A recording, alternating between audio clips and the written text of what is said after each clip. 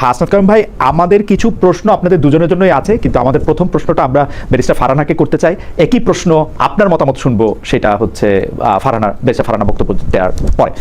Barrister Farhana, একটি কথা বারবার বলা হচ্ছে, বিশেষ করে আজকে আমরা অগাস্টের 6 তারিখেও এই কথা আমরা সবচেয়ে বেশিবার বোধহয় শুনছি, যে জুলাইকে বিভক্ত করা হচ্ছে। এই বিভক্তির ব্যাপারে কারো কোনো সন্দেহ নাই, কিন্তু কেন এই বিভক্তি, সেইটার ক্ষেত্রে অনেকগুলি তত্ত্ব সামনে আছে। একটা তত্ত্ব হচ্ছে ক্ষমতার ভাগ নেওয়া, যেহেতু ক্ষমতায় এখন জুলাইপন্থীরা আছেন, তো ক্ষমতার ভাগটা কে কত বেশি পাবেন সেটা নিয়ে, বা পিঠার ভাগ নিয়ে আসলে এই অনৈক্য বা বিভক্তির শুরু। আর দ্বিতীয়টা যেটা, সেটাও কেউ কেউ বলছে যে না, এটা নিজস্ব আদর্শ বাস্তবায়ন করা, দ্বন্দ্বটা আসলে আদর্শিক, যেহেতু একই অপোনেন্ট ছিল, সবাই মিলে এক হলেও এখন আদর্শিক প্রশ্নে সবাই আলাদা আলাদা জায়গায় আছে। বেচা ফারহানা, প্রথমে আপনার কাছে শুনি, তারপরে আমরা অ্যাডভোকেট কাইমকে শুনবো। আপনাকে অসংখ্য ধন্যবাদ। এই ব্যাপারে কোনো সন্দেহ নেই যে বিএনপি, জামাত এবং এনসিপি তিনটি ভিন্ন রাজনৈতিক দল, এবং তিনটি ভিন্ন রাজনৈতিক দলের যার যার রাজনৈতিক আদর্শ আছে। কিন্তু একই সঙ্গে এটাও তো অস্বীকার করার কোনো উপায় নাই যে জুলাইটা কোনো পার্টিকুলার পলিটিক্যাল পার্টির রাজনৈতিক আদর্শ বাস্তবায়নের লড়াই ছিল না। ইনিশিয়ালি এই লড়াইটা ছিল বৈষম্যের বিরুদ্ধে। বৈষম্য শব্দটিকে আপনি চাকরিতে কোটার মধ্যেও আটকে ফেলতে পারেন, আবার এই শব্দটির অনেক ব্যাপক বিস্তৃত অর্থ দিয়ে এই শব্দটিকে আপনি অনেক দূর পর্যন্ত নিয়ে যেতে পারেন। এটা নির্ভর করবে যে যেভাবে বিষয়টিকে দেখতে চায়। আমার কাছে জুলাইটাকে মনে হয়েছে এটা প্রথমত কোন সরকার পরিবর্তনের আন্দোলন ছিল না, অর্থাৎ একটা সরকারের বদলে কেবল আরেকটি সরকার আসবে, এর বাইরে আর যা যেভাবে চলছে সেভাবেই চলবে, এই স্বপ্ন নিয়ে অন্তত আমি রাস্তায় নামি নাই জুলাইতে।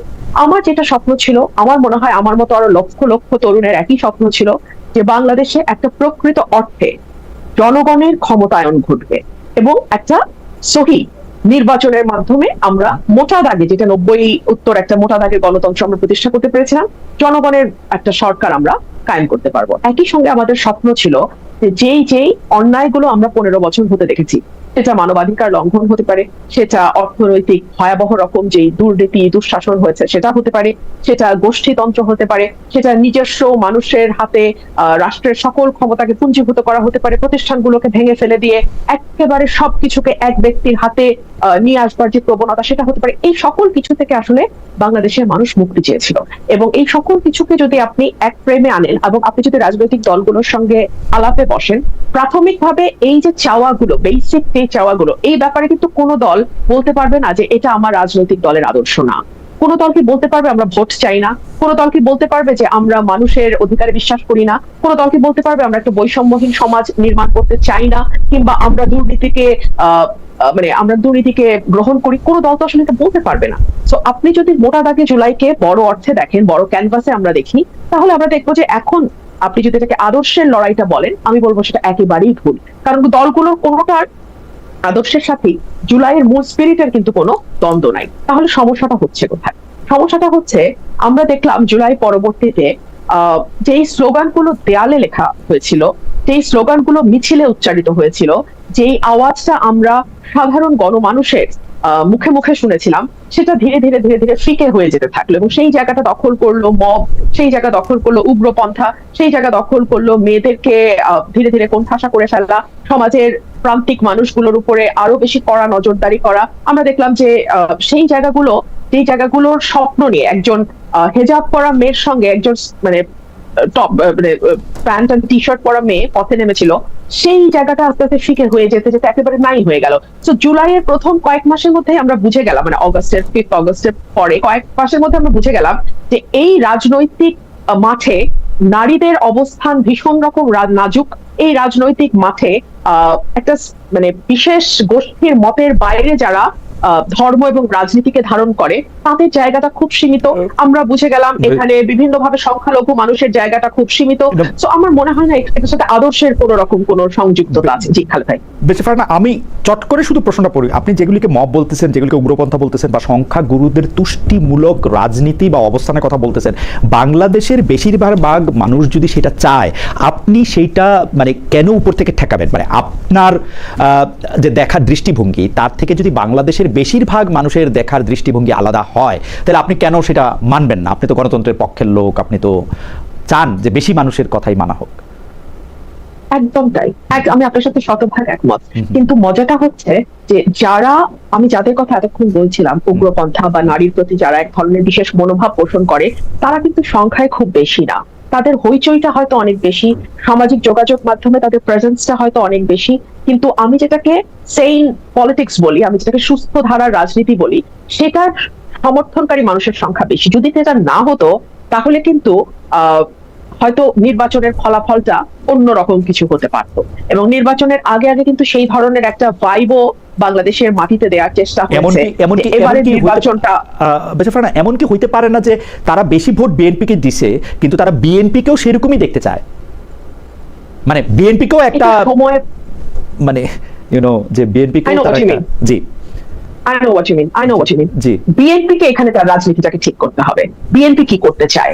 বিএনপি কি সেন্টার রাইটে যাবে? বিএনপি কি ফার রাইটের দিকে হাঁটা ধরবে, নাকি বিএনপি একেবারে সেন্ট্রিস্ট, যেটা দেশনেত্রী বেগম খালেদা জিয়া এবং শহীদ প্রেসিডেন্ট জিয়া রহমানের যেই দল, সেইভাবে বিএনপি তার দলটাকে পরিচালনা করবে? সমস্যা হচ্ছে যে একটা দলের ভেতরে, এবং বিশেষ করে বড় দলগুলোর ভেতরে অনেক রকম মতের মানুষ থাকে। আমি বিশেষ করে বিএনপির ক্ষেত্রে এটা আরো বেশি করে বলবো, বিকজ বিএনপি এবং জামাতের যে এই মৈত্রী, সেটা কিন্তু দীর্ঘ 25-30 বছরের মৈত্রী। সেই 91 সাল থেকে শুরু হওয়া মৈত্রী, তাই না? 36 বছর, my god, that's a long journey Khaled ভাই, ভেরি লং জার্নি। সো এখানে আমি অনেক সময় যখন আমি দলের ভেতরে কাজ করেছি, যখন আমি মিডিয়াতে অ্যাপিয়ার করেছি দলের পক্ষে, তখন আমি কারো আমার ব্যাপারে মন্তব্যে বা আমার ক্রিটিক করতে গিয়ে আমি দেখতাম যে তারা যেভাবে ক্রিটিক গুলো করছে, 5ই অগস্টের পর দেখলাম যে তারা হচ্ছে ম্যাক্সিমাম জামাতের সাপোর্টার। সো এই যে গুপ্ত বিষয়টা, এটা তো কেবলমাত্র যে আওয়ামী লীগের মধ্যে ঢুকে গেছে বা আওয়ামী লীগের মধ্যে ঢুকেছিল তার তো না, এটা বিএনপির মধ্যে আছে, হয়তো অন্যান্য পলিটিক্যাল বড় পার্টি তো আর তেমন নাই। আমি আপনার কাছে আবার আসবো, আমি একটু অ্যাডভোকেট হাসনাত কাইয়ুমকে শুনতে চাই একই বিষয়ে। শুধু আমি এখানে বলে রাখি যে আপনি বিএনপি কে তার রাজনীতিটা ঠিক করতে বলতেছেন, তার মধ্যে সেন্ট্রিস্টের জায়গায় সে আসলে আছে কিনা সেটা আপনি দেখতে বলতেছেন। আপনি বলতেছেন যে বিএনপির সাথে জামায়াতের যে একটা সম্পর্ক ছিল দীর্ঘদিন ধরে, তার কারণেও বেশ কিছু, আপনি গুপ্ত শব্দটা ব্যবহার করেছেন। কিন্তু আমি 2 পয়সাটা একটু দিয়ে রাখি কাইয়ুম ভাই শুরু করার আগে।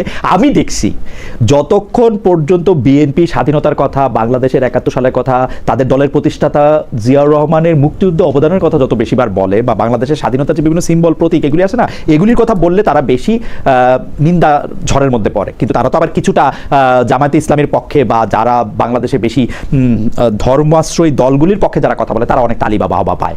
তো সেই ক্ষেত্রে আমি জানি না বিএনপি তার রাজনীতিটা আসলে কিভাবে ঠিক করবে, বা বিএনপি রাজনীতিটা আসলে কি হবে। এখানে দেখেন, রাজনীতির দুটো ধারা আমি মোটা দাগে বুঝি। একটা হচ্ছে আইডেন্টিটি পলিটিক্স, আরেকটা হচ্ছে welfare politics. Welfare politics is always very very difficult. আপনাকে সেবা দিতে হবে, 15 দিন যাবত ঘরের বাড়িতে চুলা জ্বলবে না, 12 ঘন্টা ইলেকট্রিসিটি থাকবে না। এটা নিয়ে আমরা আসি বেশি ফারানা, যে আমি জাস্ট ওই জায়গাটাতে বলছি। এবং বাজারে গেলে 400 টাকা কাঁচামরিচ খাবেন, এটা যদি হয় রাজনীতি, তখন আপনাকে অটোমেটিক্যালি ঝুঁকতে হবে ধর্মের দিকে কিংবা জাতীয়তাবাদের দিকে, কারণ ওটা আপনি সার্ভিস না দিও মানুষকে কানেক্ট করবেন দ্রুত। আচ্ছা, ঠিক আছে, সার্ভিস না দিয়ে আপনি যদি কানেক্ট করতে হয়, তাহলে আপনাকে কিছু কথা এবং কিছু আনন্দের জায়গা দিতে হবে, যে এটা নিয়ে মানুষ আনন্দ করতে থাকবে। জি কাইয়ুম ভাই, আপনার জন্য আর প্রশ্ন নাই, আপনি এটা বললেন। ওইটা শুধু একজন দর্শক আপনাকে একদম উদ্দেশ্য করে একটা কথা বলছেন, এটা শুধু পড়ি। জালাল আহমেদ, উনি বলছেন, জনাব অ্যাডভোকেট হাসনাত ভাই, রাষ্ট্র সংস্কার আন্দোলন চলতেছে কয়েক বছর ধরে, উনি 2 বছরের কথা বলতেছেন। সাধারণ মানুষ জানতে চায় আপনাদের সংস্কারের সবচেয়ে বড় 3টা দৃশ্যমান ফলাফল কি, যেটা গ্রামের মানুষ বুঝবে। এটা আপনি পরেও বলতে পারেন, আমরা জুলাইয়ের বিভক্তিটা নিয়ে যদি আগে আপনার শুনি। ধন্যবাদ খালেদ এবং রুমিনকেও, এবং যারা শুনছেন। আমি রুমিনের কোনো কথারই আসলে বিরোধিতা করছি না, আমি ওর কথার সাথে একটা জায়গা যোগ করতে চাচ্ছি। ওর যা অবজারভেশন, এগুলি নিয়ে আমার কোনো ভিন্নমত নাই। আমি মোটা দাগে তার সাথে প্রায় সবকিছুতে একমত।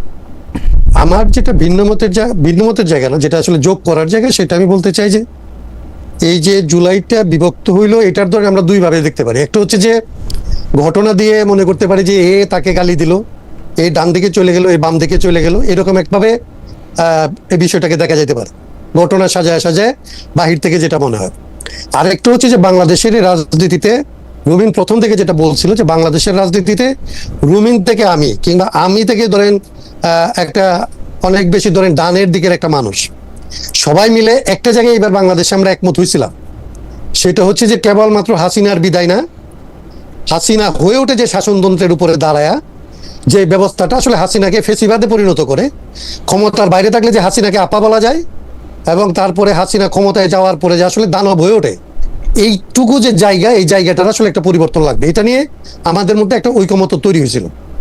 রাস্তার লোক থেকে আপনি যেটা মানে আমার যে প্রশ্ন করছে, সে মনে করছে যে রাস্তার লোক কিংবা গ্রামের লোক বোধহয় সংস্কারটা বোঝে না। বিষয়টা এরকম না। আসলে আমরা সবাই একটা বুঝছিলাম যে এই ব্যবস্থাটার পরিবর্তন লাগবে। এই মহিলাকে বিদায় করতে হবে এই জন্যে যে উনি এখন এই ব্যবস্থাটাকে আসলে পাহারা দিচ্ছেন। ওনাকে বিদায় করতে হবে, এই ব্যবস্থাটা বিদায় করতে হবে, এটা হচ্ছে এক। তাইলে যারা আসলে এই ব্যবস্থাটার পক্ষের মানুষ, এটা তো কেবলমাত্র একজন হাসিনা কিংবা দুইটা আসলে হাসিনার বিশ্বস্ত এরকম দলের লোক কিংবা দলের বাইরে থেকে ব্যুরোক্রেটিক কিংবা আসলে সিভিল মিলিটারি যে জায়গায় আছে, যারা যারা আসলে বাগবাটোরা খাচ্ছিল, তারা কয়েকজনের একটা সিন্ডিকেট, আমরা বলছি অনেক সময়। তো এটা শুধুমাত্র একটা সিন্ডিকেটের উপর দাঁড়ায় ছিল না। এই সিন্ডিকেট দ্বারা উপকৃত হইতো কিংবা এই সিন্ডিকেট দ্বারা উপকৃত হয় এরকম দেশে এবং বিদেশে আসলে তার একটা এক ধরনের একটা আসলে যোগাযোগ সূত্র থাকে। এবং তারা, আমি একটা শেষ করে ফেলি, 30 সেকেন্ড লাগবে। এইটার আসলে যারা লাভবান হইতে চায় এটা থেকে, তারা জানে যে বাংলাদেশটাকে এখান থেকে ফিরাইতে হলে কিংবা বাংলাদেশটাকে আগের জায়গায় রাখতে হলে কিংবা এরকম একটা জায়গায় রাখতে হলে বাংলাদেশকে আসলে বিভক্ত করা লাগবে। এটা হচ্ছে প্রথম শর্ত। ওকে, জি না কারণ আমি আপনার ফ্লোটাতে জি আপনি শেষ করে দেন তাহলে, আপনি শেষ করে। আমি শুধু তাহলে আমি এটা বলতেছিলাম যে দেখেন এই জায়গাটার বিভাজনটা শুরু হলো কিভাবে। এই জায়গাটার বিভাজনটা শুরু হলো যে একেবারেই যেইগুলিতে কোনো ধরনের বিভক্তি নাই সেই রকম জায়গা দিয়ে শুরু হলো। বাংলাদেশে মুক্তিযুদ্ধ, স্বাধীনতা কিংবা আসলে যে নারীরা রাস্তায় নামবে, জিন্সের পাশে হিজাব, এটা নিয়ে একদম ধরেন এটা সেটেল। এইটা সেটেল করেই তো আমরা আসলে হাসিনাকে তাড়াইলাম। তাইলে সেটেল বিষয়টাকে প্রথমে যে আসলে টার্গেট করা হলো, এটার অর্থ হচ্ছে যে যা আমরা করতে চাইলাম সেই জায়গাটায় থাকতে সেটেল বিষয়টাকে আসলে আনসেটেল করা, একটা ইমমেটেরিয়াল জিনিসকে মেটেরিয়াল করা, 71-এর মতো একটা বিষয়কে প্রশ্নের মধ্যে ফেলা। এবং 71-এর বিষয় নিয়ে প্রশ্ন করতে পারে না, কিন্তু এটাকে যখন আপনি প্রশ্ন করেন তখন হচ্ছে 71-এর পক্ষে একটা জিনিস দাঁড়ায়। যে 71-এর কে প্রশ্ন করে 24-কে খুব আঁকড়ে ধরতে চায়, তখন 24-এর বিরুদ্ধে গিয়ে একটা পক্ষ দাঁড়ায় এবং 71 এবং 24-কে মুখোমুখি করা যায়। এইটা তো ধরেন এমনিতে মনে হয় পাগলেও বিশ্বাস করে না, কিন্তু বাস্তবত তাদের শক্তি এত বেশি যে তারা এটা পারলো কিন্তু বাংলাদেশে। ওকে, আমি এটা বলতেছি, আমি সেই জন্য একটু সুযোগ চাইতেছিলাম আপনার কাছ থেকে যে একটা কথা বলার জন্য, যে আপনি যেই ব্যবস্থার কথা বলতেছেন, যেই সিস্টেমের কথা বলতেছেন, যেইটার শেখ হাসিনা আঁকড়ায় ধরে ছিল, সেই সিস্টেমটাকে যদি আমরা ধরে দেই সংবিধান, সেই সিস্টেমটা যদি আমরা ধরে নেই সাংবিধানিক ব্যবস্থা বা রাষ্ট্র পরিচালনার ব্যবস্থাপনা সমূহ, আপনারা যখন এইটা নিয়ে কথা বলতে থাকলেন তখন যেন মনে হইল যে শেখ হাসিনা বই দেখা এই কাজগুলি করছেন বা করেন নাই। কিন্তু আমার রিডিং হয়ে যাচ্ছে শেখ হাসিনা বইয়ে যা আছে তার প্রত্যেকটা কাজ উল্টা করছে। শেখ হাসিনার বইয়ে বা বাংলাদেশের বইয়ে নাই কিন্তু যে আপনি গুম করতে পারবেন, খুন করতে পারবেন, সংবাদপত্রের মাধ্যম বন্ধ করতে পারবেন। আপনারা ব্যস্ত হইলেন হচ্ছে বইটা চেঞ্জ করার জন্য, যেখানে শেখ হাসিনা নিজেই এই বইটা সবচেয়ে বেশিবার ভায়োলেট করছে। আপনারা দুইজনই আইনজীবী, আপনাদের আমি এইটা মূলনীতি আপনি রাখবেন কি রাখবেন না সেটা আপনার ব্যাপার, কিন্তু আমি দেখছি শেখ হাসিনা গণতন্ত্র, সমাজতন্ত্র, ধর্মনিরপেক্ষতা এবং জাতীয়তাবাদের একটি মূলনীতিও সে মানে নাই। সে মানে নাই হচ্ছে মানুষের একটা কথা, মানে বইয়ে যা কিছু লেখা আছে ভালো খারাপের এর মধ্যে একটা কথা সে মানে নাই। কিন্তু আপনাদের কাছে বই পরিবর্তনটাই যখন মুখ্য হয়ে দাঁড়ায় তখন আপনারাই সূচনা করলেন কিনা এই বিভক্তিটার। কারণ এটা আমি মানে আমার লোকে কেমন দেখে সেটা বলার জন্য আমি একটু একজনের বলে উঠি। মুকিদুল ইসলাম উনি বলতেছেন, খালেদ ভাই নেতাদের দালালি বাদ দিয়ে একটু জনগণের দালালি করেন। বর্তমানে দেশে সাধারণ মানুষ ভালো নেই, গ্যাস বিদ্যুতের তীব্র সংকট এবং উচ্চ মূল্যস্ফীতি, সবকিছুতেই মূল্যস্ফীতি, মানুষকে এখন বিষ খেয়ে মারা যাবে। আমি চেষ্টা করি একটু নেতাদের দালালি বাদ দিতে পারবো কিনা জানি না, দেখি হাসান খান ভাই কি বলেন। যে প্রথমত ধরেন আপনাকে ওই জায়গাটাই বলি, আমাদের সংবিধানের যে মূলনীতি বলছেন না, জি এই মূলনীতিটার একদম শুরু হয়েছে হচ্ছে দ্বিতীয় চ্যাপ্টারটাই হচ্ছে মূলনীতি, রাইট। এবং এই মূলনীতি 8 নাম্বার থেকে শুরু হয়েছে, 8 অনুচ্ছেদ থেকে 8-এর 2 আছে একটা, 8-এর 2-এ বলা হচ্ছে যে এইটা হচ্ছে রাষ্ট্র পরিচালনার মূলনীতি হবে। কিন্তু এইটাকে আসলে এইটা মেনে চলার জন্য আপনি সব কাউকে বাধ্য করতে পারবেন না। তার মানে হচ্ছে যে এইটা আপনার মূলনীতি নির্ভর করছে রাষ্ট্রের যারা কর্ণধার, সরকারে যারা আসবে তারা এটা মানবে কি মানবে না, এটা হচ্ছে তার ঐচ্ছিক বিষয়, ইচ্ছাধীন। তিনি মানলে এটা মানবে, না মানলে মানবে না। তাইলে আমরা বলছি যে এই যে জায়গাটা দিয়ে আপনি তাকে মূলনীতিটা মানা না মানার বিষয়ে পরিণত করলেন, ঠিক আছে, কিন্তু আপনি যেখানে ক্ষমতা দিতেছেন তখন সেইখানে এরকম কোনো কথা বলতেছেন না যে এই ক্ষমতাটা আসলে রাষ্ট্রপতি যদি ইচ্ছা না করে তাহলে প্রধানমন্ত্রী প্রয়োগ করবে। এইটা আপনি তখন বলতেছেন না। আপনি ক্ষমতাটা যখন বিন্যাস করতেছেন, ক্ষমতা বিন্যাসের মধ্যে গণতন্ত্র বলতেছেন মানলে মানতে পারে না মানতে পারে, কিন্তু ক্ষমতাটা দিচ্ছেন একজন ব্যক্তির কাছে, সমস্ত প্রেসিডেন্টের ক্ষমতা প্রধানমন্ত্রীর ক্ষমতা, সংসদের ক্ষমতা, বিচার বিভাগের ক্ষমতা, বিচার বিভাগের মতো যে সমস্ত প্রতিষ্ঠান আছে যেগুলিকে আমরা সাংবিধানিক প্রতিষ্ঠান বলি, সেইগুলির ক্ষমতা, কাউকে আসলে আপনি মাফ করে দিবেন কি আসলে ফাঁসিতে ঝুলাবেন এটার ক্ষমতা, সমস্ত ক্ষমতা আপনি কেন্দ্রীভূত করতেছেন একটা পদে। আমি শেষ করে 30 সেকেন্ড শুনে নেন। এই যে এটা আছে, এই জায়গাটার মধ্যে একটা শুভঙ্করের ফাঁকি আছে। এটা সাধারণভাবে পাঠ করলে, আপনি যখন পাঠ করবেন তখন মনে হবে যে এটাতে আপনার সমস্ত অধিকার আপনার পক্ষে, আর আপনি যখন এটা প্রয়োগ করতে যাবেন তখন আপনি দেখবেন যে আপনার পথ হাতে কিচ্ছু নাই, সমস্ত মৌলিক অধিকার পর্যন্ত আরেকজনের হাতে। আপনি যেটাকে মৌলিক অধিকার মনে করেন সেটাও পুলিশের আসলে বিবেচনা সাপেক্ষে। এই যে সাংবিধানিক ফাঁকিটা, এটার উপরে দাঁড়ায়া প্রধানমন্ত্রী তার ক্ষমতাটা চর্চা করছে এবং ওইখানেই সে গুম খুন এগুলি সবগুলি করতে পারছে।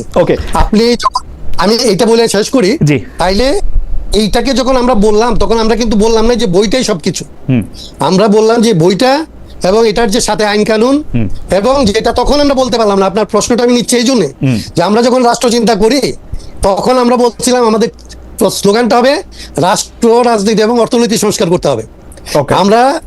আমরা বাধ্য হইলাম রাজনীতি শব্দটা বাদ দিতে, কারণ হাসিনার আমলে যদি আমরা রাজনীতি সংস্কারের কথা বলতাম তাহলে আপনাকে যেরকম বলতেছিলেন নেতার দালালি, তখন একদম রাষ্ট্র চিন্তা যে হাসিনার দালাল হিসাবে মাঠে নামতেছে এইটা ছিল নিশ্চিত। মানে তখন আপনি আমাকে কোনোভাবেই সেভ করতে পারতেন না। মানে তার মানে হচ্ছে যে রাজনীতি করার ক্ষেত্রে কতগুলি পর্যায় থাকে যে আপনারা বুদ্ধিজীবীরা বিশ্লেষণ করে যেটা যেটা বলতে পারেন, আমরা সেটা জানার পরেও মাঠে যখন নামি তখন অনেকগুলো ধাপের কথা বলি, অনেকগুলো ধাপের কথা বলতে পারি না। কিন্তু আমার মনে হয় হাসান সাহেব আপনার বক্তব্য একদমই পরিষ্কার। আমার মানে পরবর্তী প্রসঙ্গে আমি যাই, যে কারণ কিন্তু এইটা আমার একটা একাডেমিক জায়গা থেকে প্রশ্ন। আমার কাছে মনে হয় পৃথিবীর সবচেয়ে ভালো, আমি এখানে আরেকটু 30 সেকেন্ড বলি, এই বিভাজনটা আরেকটু 30 সেকেন্ড বলি। আমরা বলছিলাম যে সংবিধানের এই জায়গাগুলি, ব্যবহারিক জায়গাগুলিতে, যেখানে আমার এবং রুবিনের এক্সপিরিয়েন্স একই হয়েছে 50-55 বছরে, আমাদের যে এক্সপিরিয়েন্স, ওই এক্সপিরিয়েন্সের জায়গাটাই কোথায় কোথায় সংশোধন করতে হবে, পরিবর্তন করতে হবে, এই জায়গাটাই আসি। বাকি যেগুলি ফিলোসফিক্যাল পার্ট, এইটাকে আমরা আসলে আলোচনার বাইরে রাখি। আমাদের তরুণদেরকে এটা বুঝাইতে পারছিল যে হাসনাত কাইম যেটা বলতেছে এটা না, মূলনীতি ফেলাই দিতে হবে, এখানে আসলে ধর্মনিরপেক্ষতা ফেলাই দিতে হবে, সমাজতন্ত্র ফেলাই দিতে হবে। তর্কটা আমরা তাদেরকে বলছিলাম যে এটা লম্বা তর্ক, এটা করতে পারবে না বাবারা, এটা মাগরিবের ওয়াক্ত, এই শক্ত কাজা হয়ে যাবে। আমি বহুবার বলছি। সেই জন্য আমি কিন্তু খুব মনোযোগ দিয়া এই যে সংবিধান সংস্কার কমিটি, আমার প্রিয় শিক্ষক প্রফেসর আলী রিয়াজের নেতৃত্বে যে ওটার মধ্যে যে আলোচনাগুলি দেখাতো সেটা আমি দেখতাম। আমি শুধু একটা কথাই, শুধু আমার হিসাব হচ্ছে পৃথিবীর সর্বশ্রেষ্ঠ সংবিধান যদি পৃথিবীতে কিছু থাকে, সব সংবিধানই আসলে তর্ক করা যায়। ওইটাও যদি থাকতো, সেইটা একটা মানুষের টাইরান্ট হওয়ার পক্ষে বাধা সৃষ্টি করে না, এবং মানুষে আসলে এম্পাওয়ার করে না। কারণ আমি দেখছি যে বাংলাদেশের প্রধান নির্বাচন কমিশনারের যে ক্ষমতা ছিল, সেই ক্ষমতা আর নির্বাচনকালীন সময় এই পৃথিবীর কোনো ইলেকশন কমিশনারের নাই। সত্যি আমি দায়িত্ব নিয়ে করছি, এটা আমি রকিবুল হুদা সাহেবও বলছিলাম। কিন্তু সে পারে না, সে ভয় পায়, সে কি করে না করে সেটা তো আর এটা হবে না। অন্য প্রসঙ্গের মধ্যে যাই, সেইটা হলো শেখ হাসিনার সংবাদ সম্মেলন, কথিত সংবাদ সম্মেলন। অনেকে আবার আমাকে মেনশন করছেন যে এইবার খালেদ কি বলবে। আমি বলছি যে উনি মুখ দেখায় না কেন, মুখ দেখা একটা ইন্টারভিউ দেয় না কেন, সেটা আমি বলছিলাম। সেটার জন্য দুই পক্ষের হচ্ছে দুই পক্ষের হলো ঝাড়ি হুমকি এগুলি। এক পক্ষ হচ্ছে কেন আমি শেখ হাসিনার ইন্টারভিউ নিতে চাইছি, সেইটা আমি বিরাট অন্যায় করে ফেলছি। আরেক পক্ষ হচ্ছে কেন আমি বলছি যে শেখ হাসিনার ইন্টারভিউ তো পৃথিবী সবাই নিতে চায়, উনি মুখ দেখায় ইন্টারভিউ এটা দেয় না কেন। এখন উনি একটা কথিত কমন, এটা তো সংবাদ সম্মেলনই না, বড় বড় এরা করছে, কিন্তু ওইটা তো উনি মুখ দেখায় নাই। কিন্তু এরপরে আবার সরকার একটা প্রতিক্রিয়া জানাইছে। আমরা প্রথমে অ্যাডভোকেট কাইম আপনার কাছে জানতে চাইবো যে শেখ হাসিনার এই সংবাদ সম্মেলন বাংলাদেশের রাজনীতিতে গুরুত্ব, যেই সংবাদ সম্মেলনে উনাকে আবার দেখা যায় নাই, এখন দেখা না যাওয়া সম্পর্কে আমি আর কি বলবো। তো ওইটার রাজনৈতিক গুরুত্ব এবং সরকারের প্রতিক্রিয়া, এই দুইটা নিয়ে যদি আপনি একটু বলেন, আমরা একই প্রসঙ্গে বেচা ফারানার কাছে যাবো। একটু ছোট, আমাদের অনেকগুলি বিষয় জমে গেছে কাইম ভাই, একটু ছোট। আমি একদম এক লাইনে বলি, আমি এটা এর আগে বলছিলাম, আসলে শেখ হাসিনা যদি সংবাদ সম্মেলন করে, তাকে তো আসলে সংবাদ সম্মেলন করতে দেওয়াই উচিত, ওনাকে করতে দেওয়া উচিত। ওনার দুইটা অপশন আছে, মানে বাংলাদেশের মানুষের কাছে ওনার একটা কথা বলার আছে যে প্রথমত ক্ষমা চাই, শেষ পর্যন্ত ক্ষমা চাই, এবং জীবনে মরণে ক্ষমা চাই। এর বাইরে ওনার কোনো রাজনৈতিক আলাপ শুরুই ওনার করতে পারবেন। আমি শেখ হাসিনাকে যদ্দূর বুঝি, আমি যদ্দূর জানি, ওনার পক্ষে এই কথা বলা আদৌ সম্ভব না। তাহলে বাকি যে কথা বলবে, শেখ হাসিনার রাজনীতির যদি কোনো অবশেষ থাকে বাংলাদেশে, সেইটা তো বাংলাদেশ থেকে উনি নির্মূল করবেন। উনি বাংলাদেশের রাজনীতিতে আর ঢুকার ওনার কোনো জায়গা নাই। যদি আসলে প্রথমত 96 সালে কিছুটা পারছিল যে ক্ষমা চেয়ে উনি শুরু করছিলেন, এবং ওনাকে ওইটাই ওনার কাজ ছিল, তো ওইটা এখানে হয় নাই। এইটা নিয়ে এত উত্তেজিত হওয়া, এটাকে রাগড়া করা, গুড়গুড় করা, এটাকে করতে দিবে না করতে দিবে, এইগুলির আসলে কোনো, আমি এটার এরকম কোনো গুরুত্বপূর্ণ জিনিস বলে আমি মনে করি না। বরং এটার ভিতর দিয়ে শেখ হাসিনার একটা গুরুত্ব দেওয়ার চেষ্টা করা হয়েছে, এবং শেখ হাসিনাকে অকারণে আমাদের ওই যে আপনার উপরে যে ক্ষিপ্ত হয়েছে যে আসলে আমার গ্যাসের আলাপ পানির আলাপ, তেলের আলাপ, হামের আলাপ যারা আমরা করতে পারতাম, সে আলাপগুলোকে বাইপাস করার জন্য শেখ হাসিনা যেটা করছে এইটার আসলে বেনিফিটটা বিএনপি কে দিছে, বিএনপি যেটা করছে এটার বেনিফিট আসলে আওয়ামী লীগকে দিচ্ছে। এইটার বাইরে আমি আসলে আর কোনো এটার রাজনীতি দেখি না। বেচারা রুমিন ফারহানা, আপনার কাছে শুনুন। মানে আমি আই কান্ট এগ্রি মোর, মানে যেটা হাসান ভাই বললেন যে এইটাতে দুই দলই মোটামুটি বেনিফিটেড হয়েছে। আওয়ামী লীগ বেনিফিটেড হচ্ছে কারণ এখন এই ইস্যুটা নিয়ে বেশ 2 দিন ধরে উত্তাল হয়ে আছে, 2 দিন কেন এর আগের থেকেই। আর বিএনপি বেনিফিটেড হচ্ছে কারণ আমরা এখন ভয়াবহ গ্যাস সংকট, যেটা আমি আমার প্রথম আলোচনা একটু বলার সুযোগ পেয়েছিলাম, ভয়াবহ গ্যাস সংকট। আমি গ্রামে থাকি, সপ্তাহে 3 দিন খালেদ ভাই 12 থেকে 14 ঘন্টা গ্রামে কারেন্ট থাকে না। এরপরে তো আছে জিনিসপত্রের অস্বাভাবিক দাম, এরপরে আছে নানান রকম নাগরিক সমস্যা। এগুলো কোনো কিছু নিয়ে কথা না বলে আমরা এখন আলাপ করছি শেখ হাসিনাকে। আপনি আমাকে বলেন, গত 2 বছরে শেখ হাসিনার অসংখ্য অডিও ফোন আলাপ হয়ে গেছে না, লিক হয়েছে না, বা ইচ্ছাকৃতভাবে লিক করা হয়েছে না? সেটার সাথে এই কনফারেন্সের ডিফারেন্সটা কোথায়? আমি কিন্তু কোনো ডিফারেন্স নাই, কোনো ডিফারেন্স নাই। উনি আসবেন, মানে আমি কোনো ডিফারেন্স দেখি নাই আসলে, একই কথা, কোনো ডিফারেন্স নাই। রাইট, কোন ডিফারেন্স? আচ্ছা, ক্ষমার কথাটা আমি একটু হাসান ভাইয়ের সাথে যোগ করি। 96 সালে আমারও মনে আছে শেখ হাসিনা বলেছিলেন, যদি অতীতে কোনো ভুল হয়ে থাকে আমরা ক্ষমা চাচ্ছি, একবার সুযোগ চাই। এক্স্যাক্টলি, আপনি যদি correct me if I am রং, এইভাবেই শেখ হাসিনা ভোট চেয়েছিলেন যে যদি আমাদের ভুল হয়ে থাকে তাহলে আমরা ক্ষমা চাচ্ছি, আমাদের একটা সুযোগ দেন। আচ্ছা, এইবার কেন এটা বলছে না? এইবার কেন বলছে না জানেন খালেদ ভাই? মনে করে দেখেন তো, 5 অগস্টের পর আওয়ামী লীগ কিন্তু দীর্ঘ সময় কোনো আওয়াজ তোলে নাই। এরপরে আস্তে আস্তে আওয়ামী লীগ সমর্থক যেই সাংবাদিকরা আছেন বা যারা হয়তো মিডিয়াতে কাজ করেন, তারা একটু করে ঘুরিয়ে বিভিন্ন কথা বলা শুরু করলেন, এবং তারা এই কথাটা খুব আস্তে আস্তে আওয়াজটা বাড়া শুরু হলো যখন দেখা গেল যে বাংলাদেশে একটা বিন্দু পরিমাণ সুশাসন গত 2 বছরে কোনো সরকার কায়েম করতে পারে না। যখন দেখা গেল অর্থনীতির অবস্থা আরো খারাপ, যখন দেখা গেল যে নাগরিক সমস্যাগুলো নিয়ে আমি কথা বলছিলাম সেগুলো কোনোটা কোনো সরকার হ্যান্ডেল করতে পারে নাই, যখন দেখা গেল মববাজি যেভাবে ইউনূস সরকারের সময় হয়েছে কাছাকাছি, তারেক সরকারের সময় একই রকম প্রায় কাছাকাছি, যখন দেখলো হামে 800 উপরে শিশু মারা যাচ্ছে কিন্তু কোনো সরকারই সেটা দায় নেবে না। ইভেন বিএনপি মানে ট্রাই করছে ইউনূস সরকারকে ডিফেন্ড করার, মানে একটা ভয়াবহ অবস্থা। এবং ধীরে ধীরে আমার এই পরিমাপে বাংলাদেশে তো আমি আছি, হাসান ভাই আছে, আপনি যুক্ত আছেন, আপনারা সবাই নিশ্চয়ই লক্ষ্য করেছেন, আস্তে আস্তে কিন্তু আওয়াজটা জোরদার হওয়া শুরু হলো যে নিরাপত্তা নাই, মববাজি, চাঁদাবাজি, নাগরিক সুযোগ সুবিধা একদম খারাপ। এবং শেখ হাসিনার সময় অন্তত আমি কথা বলি আমার উপরে বিপদ আসবে, আসাদ কায়েম ভাই কথা বলবে হাসান কায়েম ভাইয়ের উপর বিপদ আসবে, কিংবা আরেকজন আন্দোলন করতে নামবে তার উপর বিপদ। কিন্তু যেই মানুষটা মধ্যবিত্ত, যে মানুষটা প্রাইভেট অফিসে চাকরি করে, প্রাইভেট একটা চাকরি করে, 1 লাখ বা 80,000 টাকা বেতন পায়, তার জীবনটা তো নিরাপদ ছিল খালেদ ভাই। তার তো নিরাপত্তা নিয়ে কোনো টেনশন ছিল না, সে তো নিশ্চিন্তে রাতে ঘুমাইতে পারতো বাসায়, সে তো বাজারে গিয়ে অন্তত মানে দৈনন্দিন বাজারটা মোটামুটি করে আনতে পারতো।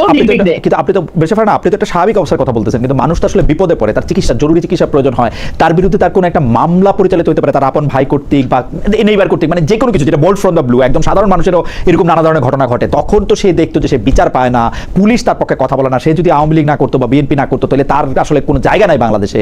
ওইটার মতো তো সাংঘাতিক একটা দমবন্ধ পরিস্থিতি তো আর আমরা আসলে নাই, নাকি আসি, সেটাও যদি বলতেন। আপনি কি বিচার পাচ্ছেন? গত কয়েক মাসের আইন শৃঙ্খলা পরিস্থিতি আমি সংসদে তুলে ধরেছি, কয়টা ঘটনার বিচার।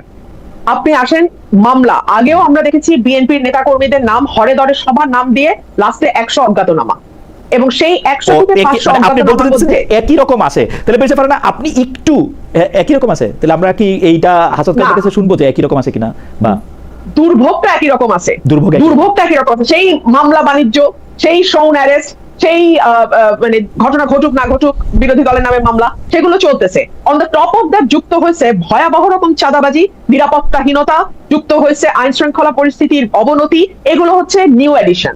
তো মানুষ তো বলতে বাধ্যই হবে, এবং এটা তো আওয়ামী লীগকে একটা সাহস দেবে যে ও আমাদের তো পাল্টাইছিলা, তো কোন বেটার প্রোডাক্টটা তোমরা পেলা। অনেকে বলতেছেন যে আওয়ামী লীগ যে সাহসটা পাইতেছে সেই সাহসটা আসলে মূলত দিচ্ছেন আপনি, কারণ আপনি একটা পরিচিত সংসদ সদস্য, আপনি আওয়ামী লীগের আসার পথ, এই ব্যাপারটা কি আপনি কিছু বলবেন? যে মানে দেখেন আমাদের রিসার্চ টিমও এরকম লিখছে যে আপনি হচ্ছেন সবচেয়ে বেশি শেখ হাসিনার আসার ব্যাপারে পজিটিভ কথা বলছেন, যে হ্যাঁ উনি আসবে বা ওরকম কোনো কিছু। শুনেন, আমি বাংলাদেশের খুবই ক্ষুদ্র একজন রাজনৈতিক কর্মী, but at the same time আমি একজন লয়ার, এবং আমার পরিবারের একটা রাজনীতির ইতিহাস আছে। সো আমি একজন পলিটিক্যাল ফ্যামিলির সন্তান হিসেবে আমি চিন্তা করি আমি ওই জায়গায় থাকলে আমি কি করতাম। So, এই জন্য আমি বলছি কমন সেন্স বলে শি উইল বি ব্যাক, এটা আমার কমন সেন্স বলে। তিনটা কারণ আমি আপনাকে বলে দিচ্ছি এখনই কেন আমি বলেছি। আচ্ছা চটচট করে এক বলবেন। হচ্ছে জি হচ্ছে ওনার রাজনীতির একটা দীর্ঘ ইতিহাস এবং ত্যাগের ইতিহাস আছে ওনার পরিবারের। ওনার পুরো পরিবারকে এক রাতে মেরে ফেলা হয়েছে পলিটিক্যাল কারণে। দুই হচ্ছে ওনার নিজের ত্যাগ আছে সরকারি দল বিরোধী দল হিসেবে এবং ওই পরিবারের একজন বেঁচে যাওয়া সদস্য হিসেবে। তিন হচ্ছে ওনার বয়স, উনি যদি এখন ভারতের মাটিতে মারা যান, ওনার এই এত বড় দল যেটার পেছনে ওনার বাবা, ওনার পরিবার এবং ওনার আত্মত্যাগ, সেই দলটার কি হবে? তো আমি যদি ওনার জায়গায় থাকতাম আমি আসতাম। তো আমি সেই কমন সেন্স থেকে বলছি। আর আমি আজকে আপনাকে আপনার অনুষ্ঠানের মাধ্যমে এটাও ক্লিয়ার করি, বিএনপির যখন ওই ডোবার নিচে বসে বসে বিএনপির মনোবল চাঙ্গা করার জন্য যেমন আমাকে দরকার ছিল, কারণ বিএনপি তখন আসলে বিপদে ছিল এবং বিএনপির পক্ষে কথা বলার কেউ ছিল না। তো আমি তখনও যৌক্তিক এবং সত্য কথা বলেছি, বিএনপির পক্ষে গেছে। এখন আমি যৌক্তিক এবং সত্য কথা বলি। আওয়ামী লীগ যদি কোনোদিন বাংলাদেশে ফেরে, কোনোদিন যদি বাংলাদেশের রাজনীতিতে যায়, আপনি মোটেও ভাববেন না যে তাদের সাথে আমার খুব ভালো একটা বলি বলা হবে। ওকে, আমরা পরবর্তী প্রসঙ্গে যাই। আমি একটু হাসান কামাল ভাইয়ের কাছে শুনতে চাই। হাসান কামাল ভাই, ঠিক আছে, আমরা যদি ব্যারিস্টার ফারহানার সাথে একমত হই এই প্রসঙ্গে, আর কি একমত হই, এখন আওয়ামী লীগের যে এই কথা বললে আবার সালাউদ্দিন সাহেব আমাকে কারেক্ট করে দেবেন যে নিষিদ্ধ ঘোষিত বলেন, আবার এনসিপি এসে বলবে যে আচ্ছা ঠিক আছে বললাম নিষিদ্ধ ঘোষিত আওয়ামী লীগের সভানেত্রী শেখ হাসিনা যে বললেন যে তিনি আসতে চান, মানে বা আসবেন, তিনি ডেট দিতেছেন কেন? মানে তিনি আসলে, মানে আসলে কি হবে, মানে আসতেছেন না কেন, বা আসলে ডেট দেওয়া এগুলির কি কারণ? আর একজন দর্শক উনি অনেকবার একটু অনেক মানে আমার চোখে পড়লো, অনেকবার বলছে কিনা সেটাও তো বলা একটা মুশকিল। উনি বলছেন খালেদ মহিউদ্দিন 100% দালাল জামায়াতের। ভাই ঠিক আছে, হাসান কামাল আপনি যদি একটু বলেন যে মানে উনি ডেটটা কেন দিচ্ছেন? আচ্ছা, আমি ওই প্রশ্নটা যাওয়ার আগে আমি রুমিনের সাথে একটু ভিন্ন মত করি। আমি মনে করি যে আসলে বাংলাদেশের যে বর্তমান অবস্থা কিছু কিছু ক্ষেত্রে আগের চাইতে অনেক খারাপ হয়েছে। যেমন ধরেন মাদকের যে বিস্তার, রুমিন যে সমস্ত খারাপ ভোগান্তির কথা বলছে এটার সাথে যোগ হবে মাদকের বিস্তার, মাদক এইটা অনেক বেশি, এবং এটা পার্লামেন্টে তাদের দলের লোকজন পর্যন্ত ধরেন এগুলি নিয়ে কথাবার্তা বলতেছে।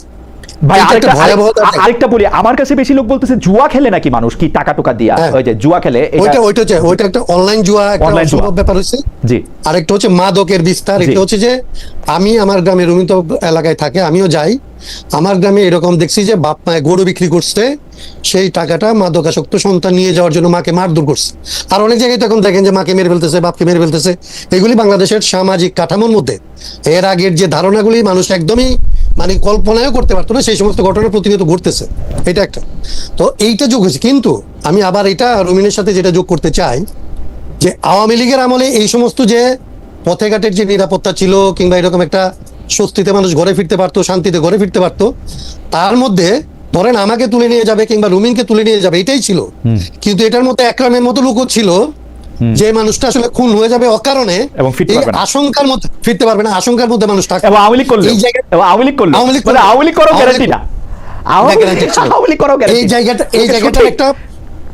এই জায়গাটার একটা পরিবর্তন এখন পর্যন্ত আছে, যে মানুষ আসলে এই জায়গার মনে করছে না যে তাকে কেউ তুলে নিয়ে কালকে গুম করে ফেলতে পারে কিংবা এরকম করতে পারে।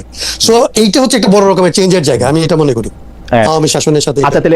বাকি যেটা বললেন, জি আমি আপনি আবার যদি আমাকে একটু ধরায় দেন, আপনি যেটা বলছিলেন যে বাকি, মানে আমি যেটা শেখ হাসিনার সংবাদ সম্মেলনে, তো রুমিন সংবাদ সম্মেলন, তার প্রতিক্রিয়া, শেখ হাসিনার ফিরে আসা সম্পর্কে তার বক্তব্য, এগুলিতে উনি বলছেন। আমি শুধু জানতে চাইছিলাম যে উনি যদি ফিরেও আসেন ডিসেম্বর ডেট দেওয়া বা এটা বলার, মানে কি চাচ্ছেন আসলে, মানে কি চান? এটা তো হচ্ছে ওনার চাওয়ার উপরে। ধরেন এখন দুইটা দেশ, এগুলি হচ্ছে রুমিন অ্যাডভোকেট, আমিও ধরেন তো কোনো কারণে অ্যাডভোকেট ধরেন।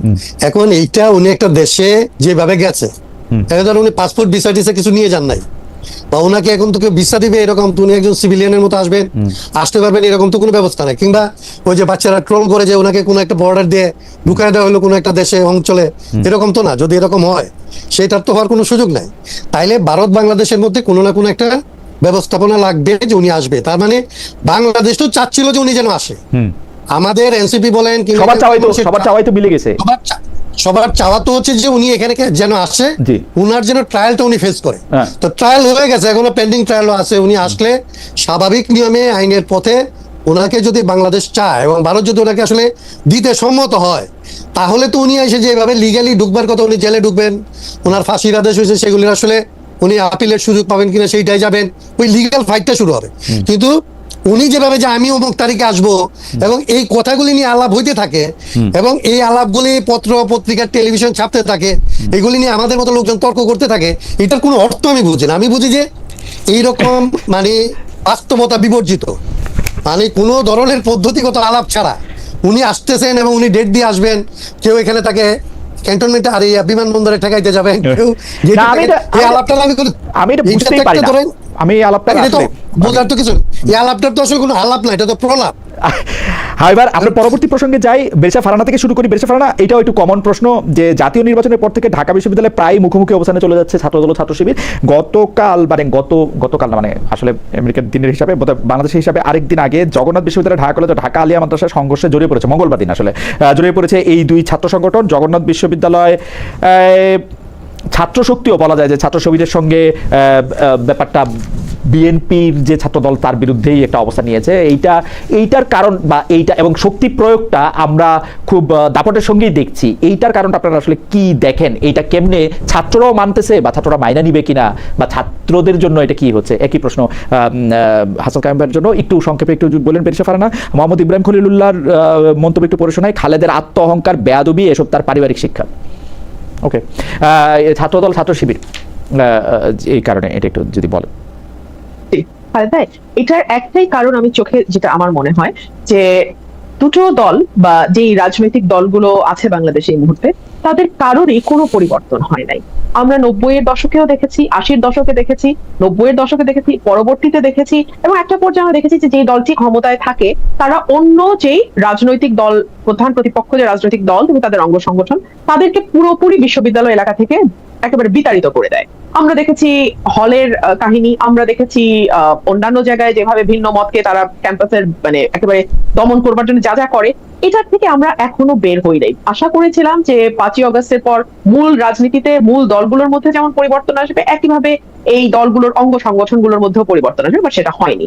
এখানে যেটা ইন্টারেস্টিং যে যেই ছাত্র শিবিরের মাদার অর্গানাইজেশন জামাত, যেটা পাকিস্তান আমল থেকে শুরু করে মানে ভারতে জন্ম, তারপরে পাকিস্তান আমল এবং পরবর্তীতে বাংলাদেশ, কখনো কিন্তু তারা অল্প কয়েকটা আসনের বাইরে, একটা দুটা ছিল পাকিস্তানে এবং পরে বাংলাদেশে হয়তো 3-4টা আসন তারা পেয়েছে, এবং তাও সেটা বিএনপির সঙ্গে জোট টোট করে। তারপরে তো এরপরে যখন 77টা আসন তারা পেল, তখন তো আমি মনে করি এবং এবং এবং ভেরি ইন্টারেস্টিংলি প্রতিটা বিশ্ববিদ্যালয়ে তারা একেবারে ব্রুট মেজরিটিতে তারা মানে ছাত্র ইয়েগুলো সংগঠনগুলোতে তারা যখন আধিপত্য বিস্তার করলো, তখন কিন্তু তাদের একটা আশা তৈরি হতেই পারে যে আমরা হচ্ছি নেক্সট পাওয়ারে যাওয়া পার্টি।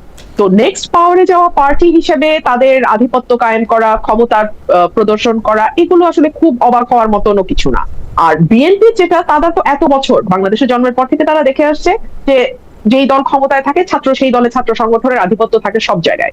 তো সেটা তারা বজায় রাখার জন্য যা যা করা দরকার, মানে একই সিস্টেম, একই ফর্মুলা, মানে একদম ঢাকায় ফর্মুলা, ছবির ফর্মুলার মতোই একদম ফর্মুলা, খুবই প্রেডিক্টেবল, এরকমই হওয়ার কথা, একদম কোনো পরিবর্তন হয় নাই। আমি রুবিন, খুব দ্রুত আপনি যদি এইটা নিয়ে একটু রেসপন্ড করেন, কারণ একই প্রশ্ন বারবার আসছে। মোহাম্মদ ইমাম হোসেন উনি বলছেন, দালাল খালেদ, আমি রুমিন আপুকে প্রশ্ন করতে চাই, গত পরশুদিন জাহেদ বলল হাসিনার বক্তব্য প্রচার নিষেধ, এবং সেই কথা মেনে ওরা কেউ প্রচার করলো না বা নিউজ করলো না। আচ্ছা, আপনারা কি মনে করেন বর্তমান মিডিয়া স্বাধীন? দ্বিতীয় আরেকটা প্রসঙ্গ, রাফসান ইসলাম উনি বলছেন, খালেদ ভাই রুমিন আপাকে ডাইরেক্ট প্রশ্ন করেন, শেখ হাসিনার নেতৃত্বে হাজার হাজার খুন করা হয়েছে, হাসিনার বিচার বা ফাঁসি চাচ্ছে না কেন রুমিন আপা? অন্য আলাপ দিয়ে এটাকে চাপা দেওয়ার চেষ্টা করছে কেন? আপনি যদি 1 মিনিটের মধ্যে একটু বলেন। এক হচ্ছে যে মিডিয়া প্রচার করে না, এবং খালিদ ভাই, আমি মিডিয়ার ব্যাপারে বলেছিলাম যে শেখ হাসিনার সময় মিডিয়া বলেছিল যে তারেক রহমানের কোনো বক্তব্য প্রচার করা যাবে। হ্যাঁ, তাতে কি তারেক রহমানের কোনো ক্ষতি হয়েছে? বাংলাদেশের প্রতিটা মানুষ যারা তারেক রহমানের বক্তব্য শুনতে চায়, তারা তাদের মতো করে তারেক রহমানের বক্তব্য নিজ নিজ মোবাইলে শুনেছে, তাই না? আচ্ছা, এবং তারেক রহমান সাহেব পরবর্তীতে প্রধানমন্ত্রী হতেন। তো শেখ হাসিনার বক্তব্য যদি কেউ শুনতে চায়, আপনি বলেন, এই ইন্টারনেটের যুগে আপনি কাউকে আটকায় রাখতে পারবেন? তো এটা খামোখা, এটা যখন তারা করে, তখন যেটা হয় যে আগের সরকারের আমলেও তারা বাক স্বাধীনতায় বিশ্বাস করে না, ভিন্ন মত দমন করে, এই অ্যালিগেশন গুলো আসছে। এই সরকারের আমলেও বিএনপি যে চেয়ে পড়ে তাদের ঘাড়ে এই অ্যালিগেশন গুলো নিচ্ছে যে তারা ভিন্ন মতে বিশ্বাস করে না, তারা দমন করতে চায়, মিডিয়াকে কন্ট্রোল করে, ইত্যাদি ইত্যাদি। আচ্ছা, আরেকটা যেটা আমাকে প্রশ্ন করেছে, আমি ফাঁসি চাই না বা কি চাই, আমি বিচার চাই ভাই। আমি সবার সুস্থ ন্যায় বিচার চাই। এমনকি আমি জামাতে ইসলাম মানে আমি অনেকে বলছে যে রুমি তো বিএনপি থেকে বের হয়ে হয়তো জামাতে গেলে সুযোগ সুবিধা কিছু বেশি পেতো, সময় বেশি পেতো, একটা অর্গানাইজ ফোর্স তার সঙ্গে থাকতো। আমি তখন বলেছিলাম যে যেখানে আদর্শের ন্যূনতম মিল নাই, সেখানে কেবলমাত্র কিছু সুবিধার জন্য তাকে দল যাওয়া কোনো অর্থ নেই। তো আমি কিন্তু সেই আদর্শিক ভাবে 180 ডিগ্রি মানে উল্টা থাকা সত্ত্বেও আমি কিন্তু বলেছিলাম, জামাতের যখন হিউম্যান রাইটস ভায়োলেট হয়েছিল, আমি বলেছিলাম যে না, এই হিউম্যান রাইটস তাদেরকে দিতে হবে। আপনি ইভেন যখন আবরার হত্যাকাণ্ড হলো, আমি বলেছিলাম যে you cannot give a dog a bad name and kill it, এই প্রিন্সিপাল আপনি চলতে পারেন না। আপনি একটা মানুষকে চেরি পিকিং এর মতো করে আপনি তাকে একটা তকমা দেবেন শিবির আর তারপর তাকে হত্যা করবেন, এটা চলতে পারে না। Okay. But that doesn't mean যে আমি জামাতের রাজনীতিকে সমর্থন করি। একইভাবে সেটা জামাত হোক, আওয়ামী লীগ হোক, বিএনপি হোক, জাতীয় পার্টি হোক, যেটাই হোক, যেখানে মানুষের নাগরিকের অধিকারের প্রশ্ন আসবে সেখানে আমি কথা বলবো। এটা আপনার ভালো লাগলেও বলবো, আপনার ভালো না লাগলেও বলবো। অ্যাডভোকেট হাসান কালাম, ছাত্রদল এবং ছাত্র শিবির এবং আধিপত্য বিস্তার নিয়ে আমরা খুব শুনতাম আওয়ামী লীগের আমলে আধিপত্য বিস্তার নিয়ে। এটা তখন আওয়ামী লীগের আমলে তার কেউ ছিল না, ছাত্রলীগ দুই গ্রুপের মধ্যে। এই আধিপত্য বিস্তারটা কি ছাত্রদের মধ্যে, মানে সাধারণ ছাত্রদের মধ্যে অনেক বেশি কাম্য? মানে এইখানে তারা কি পপুলিস্ট রাজনীতিটাই করতেছে কিনা? মানে বেশি সংখ্যক ছাত্র চাইতেছে যে এটা হয় শিবির দখল করুক বা দল দখল করুক বা এনসিপির যে ছাত্র শক্তি আছে তারা দখল করুক, এইটার ক্ষেত্রে কি তারা একটা পপুলিস্ট রাজনীতি করতেছে? মানে ছাত্ররাই কি চায় যে একটা দখলদারিত্বের একটা রাজনীতি থাক শিক্ষাঙ্গনে? না, প্রশ্নটা যেটা হয়, মানে ঘটনাটা যেটা হয় যে কিছু কিছু ক্ষেত্রে কোনো কোনো মানুষের কাছে আসলে ক্ষমতা কিংবা ক্ষমতার ধারণা আসলে তৈরি হয় কারো কারো সম্পর্কে। ধরে আপনার যখন রাকসু থেকেও জিএস, তাহলে রাকসুর জিএস এর কিছু ক্ষমতা আছে এইটা মনে করা হয়। কেন? সে ক্ষমতা দিয়ে আসলে বিসির সাথে কথা বলে, প্রক্টরের সাথে কথা বলে, কলের কমিটির সাথে কথা বলে, একজনকে বের করে দিলে বিচার করে, একজনকে আসলে সিট দিতে পাইতে বিচার হেল্প করে, এরকম। তাহলে এই রকমের ক্ষমতা বলা যেটা গড়ে ওঠে, তার সাথে আসলে ক্ষমতা চর্চা করতে চায় এরকম কিছু মানুষ আসলে যুক্ত হয়। আবার এটার বিপরীতে যারা আসলে ক্ষমতা চর্চা করে তার বাইরে কিছু মানুষ যুক্ত হয়। যেই মানুষেরা ধরেন হতাশ হয়েছে এবারের অভ্যুত্থানের পরে, সেই মানুষেরা আসলে কোথাও আসলে আর যাইতে চায় না। প্রাইভেট ইউনিভার্সিটিকে দেখলে আপনি বুঝবেন যে অভ্যুত্থানের পর পর এই যে বিভাজনের গল্প বললেন না, অভ্যুত্থানের পর পর সবাই ঘরে গিয়ে আসলে পড়াশোনা শুরু করলো, মনে করলো এত কিছুর পরে যখন আসলে পরিবর্তনটা হইলো না, তাহলে রুমিন আর আমি না হয় মিশন নিছি যে আমার সারা জীবন আমি মানুষের জন্য কথা বলতেই থাকবো। একটা ছেলে একটা যে একাডেমিক জীবনে গেছে, ও তো এটা করার জন্য যায় না, ওর তো এটা মোটো না। ওর মোটো তো ওর একটা সিম্পল লাইফ, ও আসলে একটা কেরিয়ার বিল্ড আপ করবে, একটা শান্তিতে থাকবে, চাকরি পাবে, পড়াশোনা করার পরিবেশ পাবে, ওরকম। তাহলে যারা পপুলিস্ট আর যারা সাধারণ ছাত্র তারা তো এটা চায় না, কিন্তু তারা যারা এটার শিকার হয় তাদেরকে যেহেতু তারা সংঘবদ্ধ থাকে না, তারা দলবদ্ধ থাকে না, এটাকে প্রতিরোধ করার জন্য বারবার সে আগে আসতে পারে না। এই ঘটনাটাকে ধরেন ব্যবহার করে কি হয়েছে আপনি দেখেন। আমরা মনে করছিলাম ছাত্র সংগঠনগুলি হইলে এগুলি ছাত্রদের প্রতিনিধিত্ব করবে, সবগুলি ছাত্র সংগঠন, অনেকগুলি ছাত্র সংগঠন হইলো, যে সমস্ত প্রতিষ্ঠানে ছাত্র সংগঠন আছে আপনি ধরেন এই যে শিবির, জামাতের কথা বলা হলো, শিবিরের কথা বলা হলো, এদের সম্পর্কে একটা ইমপ্রেশন ছিল যে এরা ভালো মানুষেরা করে, এরা আসলে ওদের চরিত্র অন্যদের চাইতে ভালো। কেবলমাত্র কয়দিন একটু ক্ষমতা পাইছে, দেখেন আপনি ক্ষমতার সাথে। আমি প্রশ্নটা কোথায় করতে চাইছিলাম, প্রশ্নটা হচ্ছে যে ঢাকা বিশ্ববিদ্যালয়, রাজশাহী বিশ্ববিদ্যালয়, জগন্নাথ বিশ্ববিদ্যালয়, জাহাঙ্গীরনগর বিশ্ববিদ্যালয়ের মতো বড় 4টি বিশ্ববিদ্যালয় সহ দেশের যেসব শিক্ষা প্রতিষ্ঠানে আসলে ছাত্রছাত্রীরা ভোট দিতে পারছে, তারা যে একটা নির্দিষ্ট মতবাদের আদর্শের, এখন বলে যে আমি শিবির না, আমি জামায়াত না, বা আমি অমুক না, কিন্তু জনাব সালাউদ্দিন আম্মারের রাজনীতিটা তো বোঝার পরেও তাকেই আসলে ভোট দেওয়া হয়েছে। উনি দুইটা জিনিস আমি বলি, আমি বলি রাজশাহী বিশ্ববিদ্যালয়টা আমি একদম বলিনি, আমি দেখলাম উনি শিক্ষকদের জিজ্ঞেস করতেছেন আপনি এখন এখানে এটা কেন করতেছেন, আমাকে কেন ডাকতেছেন না, উনি এইটা করতেছেন, এবং উনি গর্বিতভাবে বেলচা হাতে যাইতেছেন। উনার সভাপতি আবার বলতেছেন যে সাংবাদিক উনার জন্য ভালো করে কথা বলবে তারেও আমি এটা করে দিব। উনারা দেখতেছেন, উনাদের কাজ যে ওই ঢাকা বিশ্ববিদ্যালয়ের কথা বলি, আমি জীবনে শুনি নাই ছাত্র সংগঠনের দায়িত্ব হচ্ছে কোন মানুষের কি প্রেফারেন্স সেইটা নিয়ে কথা বলা এবং তাদেরকে আটকায় দেওয়া, এটা তার কাজ, এবং সেটা করতেছে গর্বিত হইয়া, এবং তাদেরকে আবার ভোটও দেওয়া হচ্ছে না। ভোটটা তারা যখন পাইছিল, আমি ওই জায়গাটার কথা বলি, জি, ভোটটা যখন পাইছিল তখন দুইটা জিনিস ছিল। ভোটটা যখন তারা নিছে তখন আসলে তাদের সম্পর্কে ইমপ্রেশনটা ছিল এরকম, যেটা বললাম যে ক্ষমতা পাওয়ার পরে যে চর্চাটা করতেছে, এই চর্চাটা তার চর্চা না, এর বিপরীত চর্চাটা তার চর্চা, এরকম একটা ইমপ্রেশন ছিল।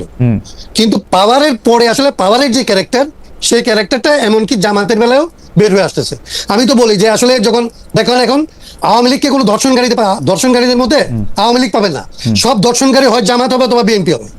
মানে এইটা হচ্ছে একদম কমন, মানে কখনো আপনি পাবেন না পাওয়ারের সাথে নাই সে দর্শন করতেছে, এরকম রোগটা পাবেন না। কিন্তু আমি এটা বলতেছি কারণে আমি বলি যে ছাত্ররা যখন তাদেরকে ভোটটা দিছিল তখন তাদেরকে মনে করছিল যে ওই সমস্ত প্রচলিত পাওয়ারের বাইরে এসে তারা ছাত্রদের পক্ষে একটা অন্য রকমের বন্দোবস্ত তারা তৈরি করবে।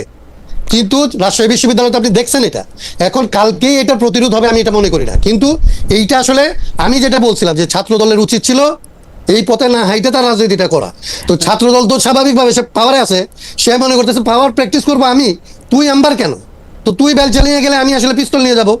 এবং সেখানে ছাত্রদলের সাথে যুবদলের নেতা চলে আপনি যেত। আপনি কথাটা একটু শুরু করে দেন, তারপর আমরা একই প্রশ্ন নিয়ে আসলে বেঁচে ফারানার কাছে যাই। আমি শুধু জানতে চাই, গতকাল একজনের দেখলাম যুবদলের উনি একটা কি একটা সবুজ রঙের লাঠি দিয়ে একে মারে, তারে কি করে, তারে জিজ্ঞেস করে, এবং উনার পিছনেও আমি অনেক মানুষ দেখতে পাচ্ছি, মানে অনেক ছাত্র যুবা, এরা কারা আসলে সবাইকেই ক্ষমতার ভাগ পায়?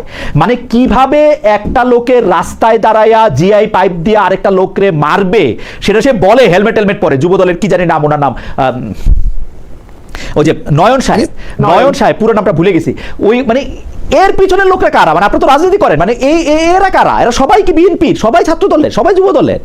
মানে নিশ্চয়ই এরা ছাত্রদল কখন, এটা হচ্ছে আসলে এবং এরা বেনিফিট পায় আসলে। না নিশ্চয়ই বেনিফিট পায় অথবা বেনিফিটের ইমপ্রেশনে থাকে, বেনিফিট পাবে এটা আশা করে। আচ্ছা, সবাই যে বেনিফিট পাওয়া গেছে এরকম, কিন্তু বেনিফিট যেখানে পাওয়ার পথ হচ্ছে এইটা ওনার পেছনে যাওয়া এবং ওনার সাথে গিয়ে একজনের মাথায় বাড়ি দেওয়া, ওনার সাথে গিয়ে একটা ছেলেকে আসলে ধরে নিয়ে আসা, এইটাই যে এখানকার রাজনীতি। এই মাফিয়া তন্ত্র এবং রাজনীতিকে তো সমার্থক করে ফেলেছে।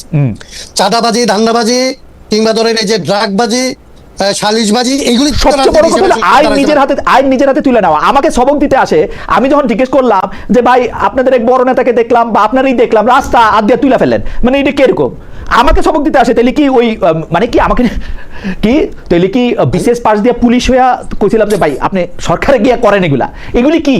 এবং এগুলি করে তারা গর্বিত, আইন নিজের হাতে তুলে নিয়ে আবার গর্বিত। এটা কিরকম? এবং জনগণকে সাপোর্ট করে, এটার হিসাবটা কি আসলে? এটার একদম শুরুটা হচ্ছে একদম উপর থেকে।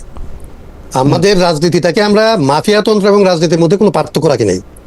আমরা যেটা বলি তার বিপরীতটা আমার নেতা করবে, এবং আমি এই নেতাকে অনুসরণ করলেই আমি জাগতিক কিছু একটা বেনিফিট, কোনো একটা বেনিফিট, অ্যাটলিস্ট আমাকে আরেকজন এসে মারবে না এরকম একটা সামর্থ্য, কিংবা আমার মেয়েটা স্কুলে যাবে, আমার এই পরিচয় থাকলে আমার মেয়েটাকে ওইখানে গিয়ে শীষ দিবে না, এইটার জন্য হইলে অনেকে তাদেরকে অনুসরণ করে।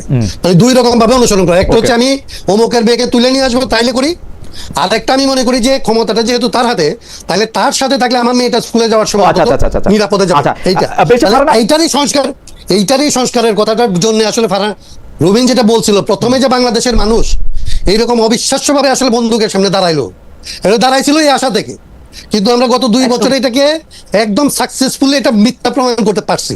ওকে, বেশি ফাটা আপনার কাছে কি মনে হয় যে মানে এই প্রত্যক্ষ অন্যায়ের পিছনে এত মানে অন্যায় যে করতেছে, মানে আমার তো এটা বুঝতে কোনো সায়েন্স পড়া লাগে না যে যেই লোকটা জিআই পাপ বা হেলমেট হাতে নিচ্ছে সে যুবদল করুক, আর যেই লোকটা বেলচা হাতে নিয়ে বলতেছে বেলচা দিয়ে পিটাইয়া গর্ত করে তুলে দিব এটা অন্যায়, অথবা যে লোকটা মাঠের থেকে কি বলে রাস্তা টান দিয়ে এরকম তুলে ফেলতেছে, তারপরও তাদের পিছনে এই লোকটা থাকার কারণটা কি?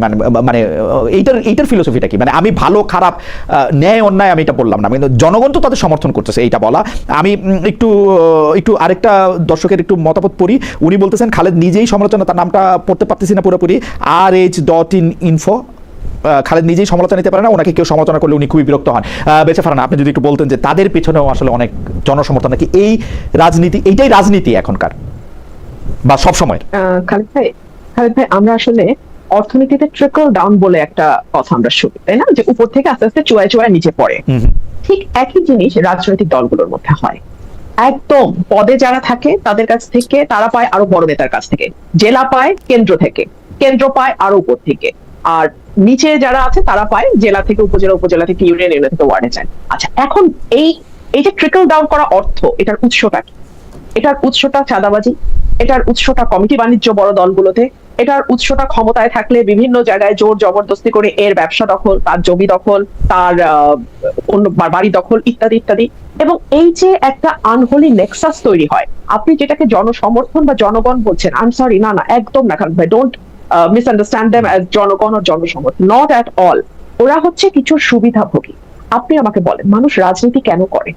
এক হতে পারে তার সম্মানের আকাঙ্ক্ষা আছে, যেটা আমরা আমাদের পূর্বপুরুষদের মধ্যে দেখেছিলাম, সম্মান পাওয়ার একটা আকাঙ্ক্ষা, সে কারণে রাজনীতি করে।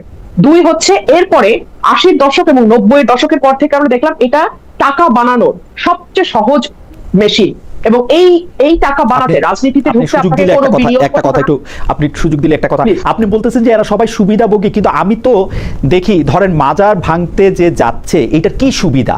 আরেকটা মানে আমি যদি এখানে গ্রামের 5000 লোককে দেখি সেটার কি সুবিধা?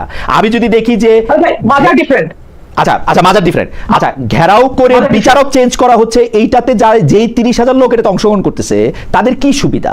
আমি যদি দেখি যে একটা মিডিয়া দখল করতে যাইতেছে, বা মিডিয়ার এই সাংবাদিক ভালো না, ওইটাকে বাদ দিতে হবে, ওইটাকে নিতে হবে, ওইটার সুবিধাভোগীটা কারা? বা এই যে কালকে নয়ন সাহেব বা এর আগের দিন আম্মা সাহেবকে যারা সমর্থন করতেছে তারা কি সুবিধাটা পায়? মানে আমি তো তাদের সাধারণই লোকই মনে হয় আমার তাদের। জি, একটু বলেন। খালেদ ভাই, এখানে জি, অনেকগুলো ব্যাপার, জি, হ্যাঁ এখানে অনেকগুলো ব্যাপার আছে। জি, বলেন। খালেদ ভাই, আপনি শোনেন, ক্ষমতার সঙ্গে নয়ন বা আমি নাম না বলি, এরকম মানুষরা একেবারে খুব স্ট্রংলি কানেক্টেড, যাকে প্রধানমন্ত্রী নাম ধরে ডাকে। রাইট। তো এইরকম একটা ছেলের পাশে যখন সে থাকবে, তার পরিবার নিরাপদ থাকবে, তার আরেক জায়গায় চাঁদাবাজি করে টাকা আনাটা সহজ হবে, তার এলাকায় হুমকি ধামকি দিয়ে একটা ক্ষমতা বলয় তৈরি করা তার জন্য সহজ হবে। সো নয়নের পেছনে বা এরকম মানুষের পেছনে, আম্মারের পেছনে তারা থাকবে। এদেরকে দিয়ে আপনি জনসমর্থন বা এটাকে জনগণ হিসেবে আল্লাহর ওয়াস্তে ধরে নেয়, জনগণ না, Okay. জনসমর্থন না। Okay. এটা একটা গোষ্ঠী যারা এখান থেকে পার্সোনালি বেনিফিট নেবে, বেনিফিটেড হবে তারা। আমি যে কথাটা বলছিলাম যে রাজনীতিতে মানুষ কয়েকটা কারণে আসে, সম্মানের জন্য। 80 দশক 90 দশকের পরে আসলো টাকার জন্য, যেখানে 1 টাকা বিনিয়োগ করতে হয় না, 100 কোটি টাকা বানানো যায়। আর 3 নম্বর হচ্ছে অবৈধভাবে ক্ষমতা বা পাওয়ার এক্সারসাইজ করা, এই দখল সেই দখল, এই একে হুমকি তাকে হুমকি, ধর্ষণ, এই ধরনের অপরাধ করা। মানে আপনি যে কোনো ফৌজদারি অপরাধ করে পার পাবেন যদি আপনি ক্ষমতার সঙ্গে থাকেন। হাসান কাম ভাই যেটা বলে যে একটা বিরোধী দলের কাউকে আপনি ধর্ষণের মামলায় পাবেন না। আওয়ামী লীগ যখন ক্ষমতা ছিল, ধর্ষণ দিয়ে সার্চ করে যুবলীগ, ছাত্রলীগ, স্বেচ্ছাসেবক লীগ সব আসতো। এখন ধর্ষণ দিয়ে সার্চ করবেন, আপনি পাবেন যুব দল, ছাত্র দল, আবার পাবেন হলো জামাতের লোকজন, জামাতের এমপি, এটসেট্রা এটসেট্রা। Interesting কথা বলছেন হাসান কাম ভাই। হ্যাঁ, এটার সাথে ক্ষমতা একেবারে ডাইরেক্টলি ধর্ষণ টর্ষণের মতো অপরাধ বা ফৌজদারি অপরাধের সাথে ক্ষমতার সাথে একটা ওতপ্রোত সম্পর্ক থাকে, ঠিক আছে? আচ্ছা। তো এগুলোর সাথে আপনি জনসমর্থন দিয়ে করতে পারবেন। আর মাজার ভাঙা যেটা, সেটা হচ্ছে গ্রুপ অফ পিপল, তারা আরেক গ্রুপ অফ পিপল কে বুঝাইতে সমর্থ হয় যে এইটা করলে তুমি বেহেশতে যাইতে পারবা। এটা যেটা হচ্ছে, ওটা আল্লাহ এবং রাসূলের অবমাননা হচ্ছে, ধর্মের অবমাননা হচ্ছে, কোরআনের অবমাননা, ইসলামের অবমাননা হচ্ছে। ওটা ভাঙো, ওটা ভাঙলে তোমার ইয়ে হবে। আর চ্যানেল দখলের কথা যেটা বললেন, সেটাতে লাভবান হবে হয়তো 5টা মানুষ, জি। ভয়াবহ রকম অর্থ তারা একটা চ্যানেলের মাধ্যমে লাভ করবে। কিন্তু সেটা আবার ট্রিকল ডাউন পদ্ধতিতে, ওই যে যারা হেলমেট পরে দখল করতে গেল তাদের হাতেও কিছু কিছু আসবে। তো আচ্ছা। এটা মানে মাজার দখল, মাজার ভাঙা আর চ্যানেল ভাঙা দুই জিনিস।